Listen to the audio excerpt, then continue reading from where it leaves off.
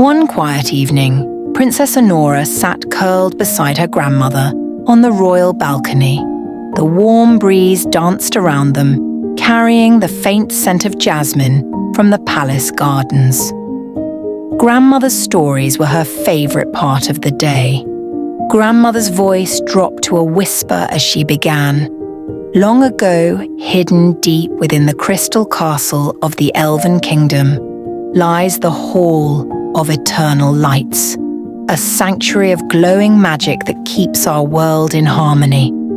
It is said that the lights inside this hall never fade, powered by the hopes of the kind and the brave.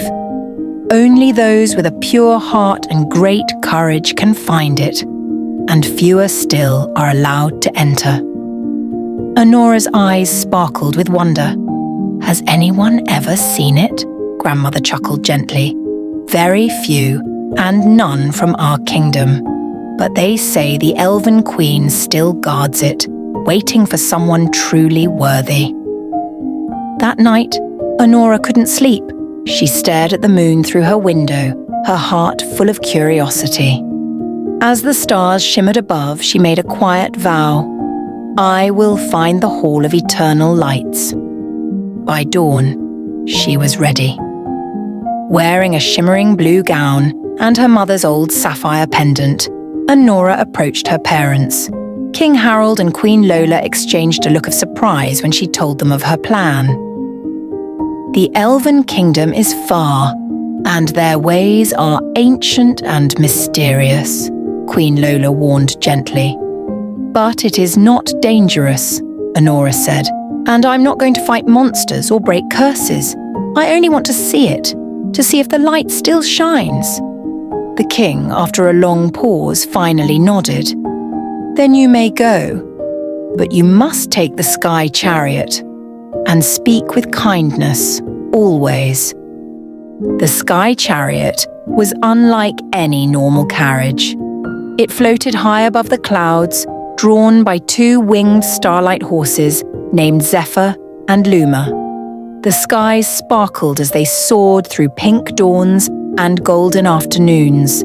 Annora passed over silver mountains, glowing lakes, and fields made of mist. The world felt endless, and with every mile, her heart beat faster.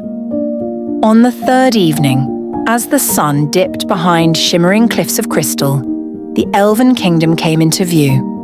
Nestled on a mountaintop, it was more beautiful than she'd imagined. The towers shimmered like glass, and the walls were carved with glowing runes. As she landed, she was greeted not by guards, but by a circle of elves dressed in flowing robes, each with warm welcome and kindness. Welcome, Princess Annora, said one, bowing low. The Elven Queen has been expecting you. Inside the crystal castle, every hallway gleamed like starlight. Annora followed silently, her eyes wide as the elves led her to a grand throne room made entirely of moonstone and glass. At the center sat the Elven Queen, tall, graceful, with hair like woven light and a voice that echoed like distant song. You carry no sword, and yet you have come far, the Queen said, studying her. I seek the Hall of Eternal Lights, Annora replied, her voice steady. Not for power, not for glory. I only want to see it, to understand what keeps our kingdoms alive. The Queen smiled faintly. Many have come with louder words. Few have said so little yet meant so much. She rose and stepped down from her throne, her silver robes trailing behind like mist. Come, Princess of Courage, I will show you what others could not find. Down a spiral staircase made of singing crystal, behind a door that opened only to the Queen's touch, lay the Hall of Eternal Lights. Annora gasped. It was a vast chamber, its walls carved from glowing quartz. Floating orbs of light hovered in the air, not like torches but living lights, each pulsing softly like a heartbeat. This light, the Queen whispered, is not fire. It is the spirit of hope, of kindness, of unity. Every light here was born from a soul that dared to dream, love, forgive, and protect, even when it was difficult. Annora stepped forward. As she did, one of the orbs drifted down and hovered before her. "It sees your heart," said the Queen. "That's how it knows you." The orb pulsed once, then gently merged with her sapphire pendant. A soft glow spread across her chest, and she felt a warmth deeper than anything she'd ever known, like being hugged by the sky itself. "You are now a bearer of the eternal light," the Queen said softly, "not to keep for yourself, but to carry back to your people.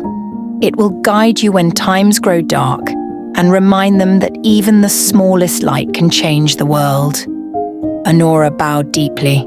"Thank you, Your Majesty. I will never forget this." When she returned to her homeland, the skies seemed brighter and the people gathered to hear her tale.